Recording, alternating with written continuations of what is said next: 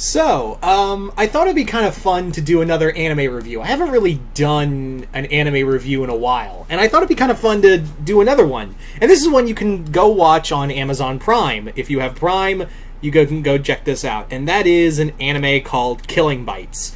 Now, Killing Bites is... Okay, the best way I can describe Killing Bites is... Do you guys remember the game Bloody Roar? Do you guys remember that game Bloody Roar? Where you could play as a fighter and then they could become an animal, like a beast animal, and fight, or something like Ultra Beast. Someone, I shit you not, looked at Bloody Roar and went, I can do that, and that's what Killing Bites basically is. So, Killing Bites is about this anime about this guy named Yuya Nomoto, who gets wrapped up in a secret tournament for genetically engineered humanoids with beast DNA, and he is thrown in this where these four major companies are battling for economic supremacy in Japan. And it sounds way more complicated than it is. This is a very much shut your brain off, shut up and enjoy the fun pictures. That's literally what it is. That is literally anything that's what Killing Bites is, as you'll hear throughout.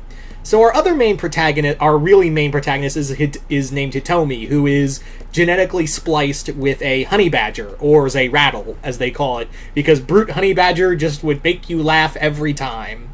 So Hitomi is this very much like a very carefree, very I just live for the fight. She's less Wolverine and more Sabretooth. Imagine if we followed Sabretooth in an anime instead of Wolverine, and that's basically what she is, because she's very much like, I don't care, I'm gonna kill you, and she really revels in fighting and really getting into the more primal side of her nature, where she feels more beast than man. She feels better as a beast, really. And I like that. It's kind of nice to have a protagonist who kind of admits, yeah, I'm not a good person, and I'm just going to fucking kill people if I see fit. So that's what I really enjoy about Hitomi, is that Hitomi is this very much I don't care, I am just here to fight and prove myself worthy to the guy who essentially owns me. What I also like is that there's some just great array of characters in here. A lot of them are very much archetypes, and also, I'm gonna say it right now, this is not an anime for kids. I should have said that from the beginning, but we're 3 minutes in and I'm like, this is not an anime for kids in the slightest. This is in no way a kiddie anime. This is a very much this is not for kids under 18. Because there is a lot of nudity in here, there is a lot of blood and gore in here, a lot of swearing. This was very much written for, and there are some scenes I should mention. There are some scenes in here where you're a very, very horny guy wrote this manga and helped write this series. Because there are some scenes, especially because it's only, the first season's 12 episodes, and I don't know if we're getting any more after this, because I haven't heard any announcements. I do know in the manga is still going. I am aware that the manga is still going, but I don't know if we're going to get any more seasons after this. And this came out in 2017, so I don't know if they're still making the episodes or just not at all. I don't know about that. So that's another major thing. But getting back to my point, is that the first few episodes are especially in the first few episodes, they're pretty raunchy. In fact, how Yuya meets Hitomi is that he and his friends pick her up, they essentially kidnap her and plan to gang rape her while Yuya is I'm just the driver, I don't want to be here, I don't want to think about it. So yeah, keep that in mind. Really keep that in mind, that this is what you're getting. There are no heroes, there are just people who are in it to kill. And the fights in here are very well animated. I love the fights. And again, if you enjoyed Ultra Beast or Bloody Roar, this is an anime for you, because this is the closest you'll get to a Bloody Roar anime. In fact, I am 99.9% sure that the original manga creator for Killing Bites created this from playing too much Bloody Roar and wanted to do a Bloody Roar manga, but just couldn't. So he's like, fine, I'll make mine with blackjack and hookers. That's exactly what happened. There are some good characters, but no one really goes past their archetypes. That's the thing, is that this is a very shut-your-brain-off anime. This is very much a shut-your-brain-off and enjoy the imagery stupid kind of moments. So that's that is a major thing right there. There are some supporting characters that you're probably going to like she's the bunny. You've got Taiga, who you can probably guess what he turns into. You've got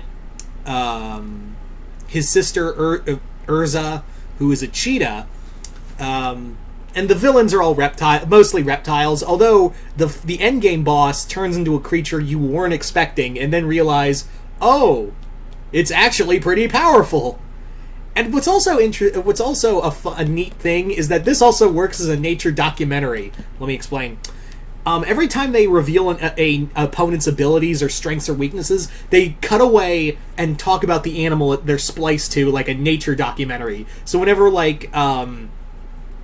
Hitomi shows off her ferocity or whatever, they cut away to a honey badger and go, such and such can do this, or such and the animal is known to do this, this, and this, or the animal can do this, this, and this. So that's a fun thing, even though it is kind of jarring that it does, cut away. Some of the times it does, kind of detract, where it's like, oh, suddenly we have to learn about, an animal real quick before we jump right back into the action. And it does that a lot. It's a very much oh, we're back in the fight. Oh, we're going back to learn about the animal. Oh, we're back here.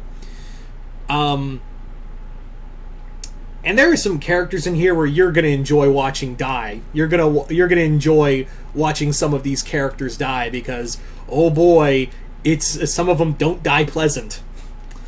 So if you want to watch a misogynistic rapist get horribly gutted, you're in the right place. I will say, however, is that I know this is supposed to be season 1, and like I stressed earlier, is that I don't know if we're getting a season 2 as of yet. Like I said, the manga is still apparently going with a new spin-off that actually came out last month. I was looking it up and was like, oh, the manga's now continuing from next month? Alright, just as recently as next month. So maybe the anime is still going to go once they finish up the manga there. But I will say for season 2, it ends in a way that you were not expecting. It does. Season 1 ends in a way because you think, oh, such and such and all of this is just going to be all wrapped up in a nice bow, and I can't wait for season 2.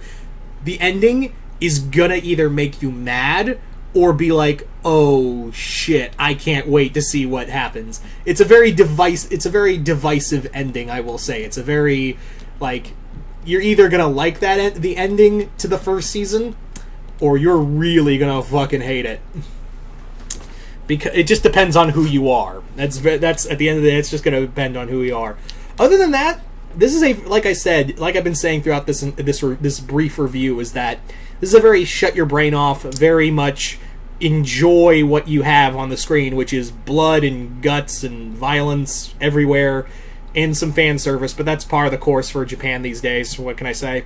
For Japanese anime. That's just part of the course for Japanese anime. I repeated myself, I'm sorry.